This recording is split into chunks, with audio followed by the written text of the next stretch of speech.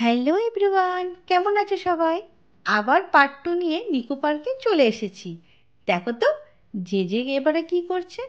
Actually জেজের তো খুবই মজা হয়েছিল, খুবই আনন্দ পেয়েছে, কিন্তু সমস্যা হচ্ছে আমার একদিনেই পুরো 1 মাসের জিম ওয়ার্ক হয়ে গেছে। আর এই যে এটা হলো একটা ডগি। অ্যাকচুয়ালি এখানে সিটিং এরিয়া, কিন্তু জেজে কিন্তু আমার কোলে ডগের সাথে খেলছে, বাই করছে, ফ্লাইং কিসটাও আছে, কিন্তু একা বসতে একটু ভয় পাচ্ছে। জানি না আগে ওর ভয় ছিল না, হঠাৎ করে এত ভয় কি করে এলো।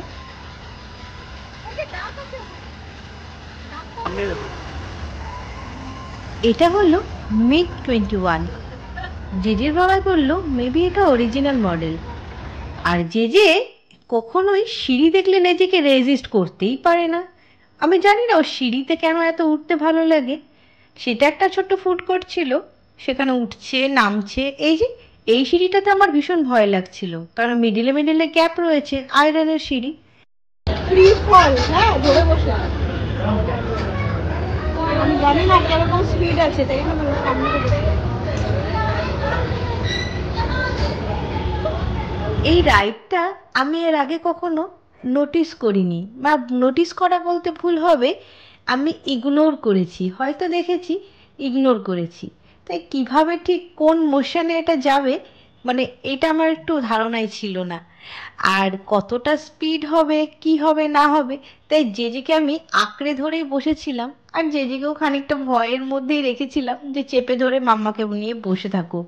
তাই জেজেও ছিল, কিন্তু বিশ্বাস করবে না এই রাইডটা যখনই স্টার্ট হলো, আমি আর জেজে দুজনেই ভীষণ এনজয় করেছি। খুব স্মুথ রাইড, বাচ্চাদের জন্য একদম আইডিয়াল। মনে হলো যেন একেবারেই আমার চাইল্ডহুড জেজের সাথে সাথে আবার নতুন করে রিকভার করতে পেরেছি।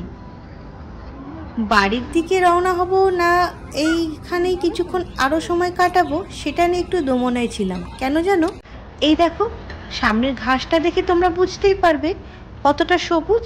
এর কারণ একটাই, যখনই আমরা হর্স রাইড থেকে নেমেছি 1 ফোঁটা 2 ফোঁটা করে না বৃষ্টি হচ্ছিল। আর বৃষ্টিটা বাড়ার আগেই আমরা চিন্তা করছিলাম বাড়ির দিকে যাওয়াটাই ঠিক হবে, নাহলে যে আনন্দটাই পরে গিয়ে জ্বরে তৈরি হবে। আর এই যে দেখতে পাচ্ছ খুব সুন্দর একটা ওয়াল, এটা কিন্তু শুধুমাত্র একটা ওয়াল না, এটা একটা আর্চ মতো করা হয়েছে। এই যে জলটা দেখছো, এই জলটা এপাশ থেকে ওপাশে কিন্তু ফ্লো করছে, আর ওই আর্চের ভেতর দিয়ে থ্রু করে যাওয়া আসা করা যাচ্ছে বোটিং এর সাথে। আমরা বোটিংটা করিনি, ছোট জেজেকে নিয়ে যথেষ্ট বোরিং হবে আর রিস্ক হয়ে যাবে, যে জলের মধ্যে নামতে চাইবে। আর এই যে এইবারে দেখেছো বৃষ্টিটা কিন্তু ভালোই জোরে এসে পড়েছে।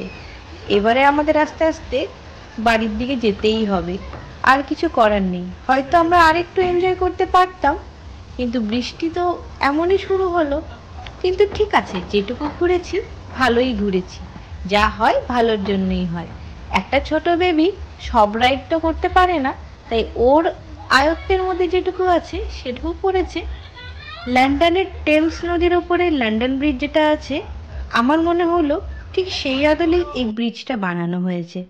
এরপরে এত জোরে বৃষ্টি যে হুড়হুড় করে বাড়ি ফিরতে হলো। এটা তো দেবো না, দেখলে কিরকম পরিষ্কার করলো। এই যে এটা সোফার কভার, এটা তোমার ড্রেস নয়, এটা তোমার ড্রেস নয় তো এত। এই যে look at me, look at me. এই যে জেজেকে দেখছো এত দুষ্টুমি করতে, কে বলবে বলো? দুপুরবেলার কোনো ফুটেজ আমার কাছে নেই, তার একটাই কারণ, বাড়িতে এসে খুব হুটোপাটা করে টেবিলে বসে ওকে লাঞ্চ করিয়ে দিচ্ছিলাম। টেবিলে বসে ও এতটাই দাদার সাথে কথা বলতে আর নাচু করতে ব্যস্ত ছিল, মাথায় ভীষণ জোরে একটা ব্যথা পায়, একদম সাথে সাথে ফুলে আলু।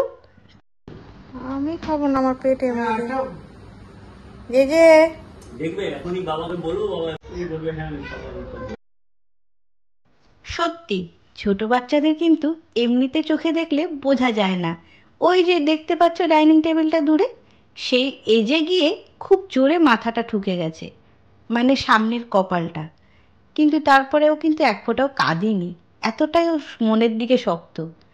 এবারে ঘুমিয়ে উঠে কে বলবে বলো তো ওর দুষ্টুমি দেখে যে ও এত জোরে ব্যথা পেয়েছিল?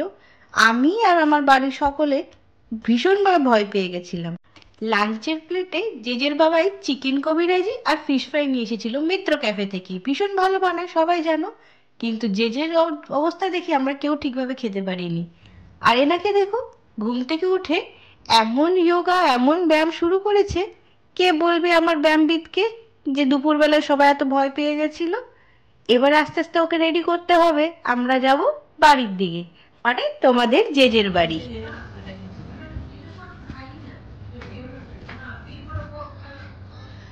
এসব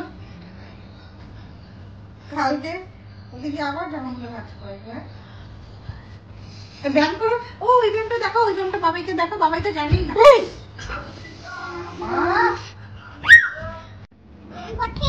পারছে না।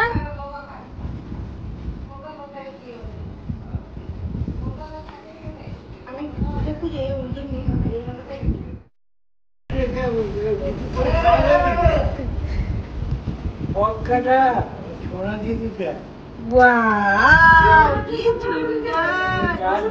সবাইকে বলো কেমন করছে।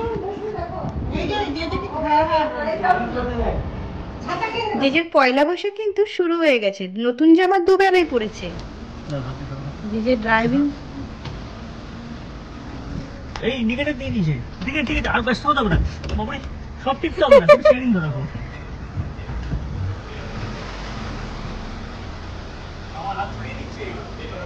তোমাদের জেজেকে খুব ছোট থেকেই যখনই ডল ভার্সেস কার বলা হয়, অলওয়েজ ও কার চুজ করে।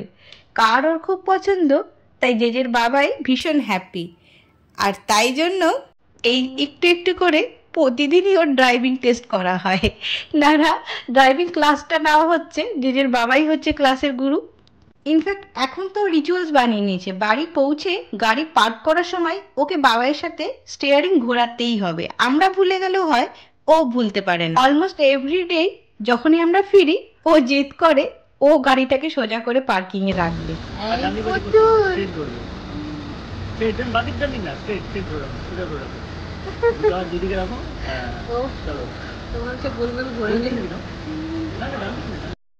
এই খেলার ছলে কিন্তু যে left right front back movement এইসব শব্দের সাথে পরিচিত হয়ে গেছে। পুতুলকে দেখা যায় না, একটু করে ঝুঁটি দেখা যাচ্ছে। এটাই ছিল জেজেকে নিয়ে আমাদের সারা দিনের অ্যাক্টিভিটি, বলতে পারো পেরে নোটস। একটা দিনই ছুটি পাই, সেই ছুটিটাকে কিভাবে জেজের সাথে কাটানো যায় সেটাই সারাদিন আমরা ভাবতে থাকি।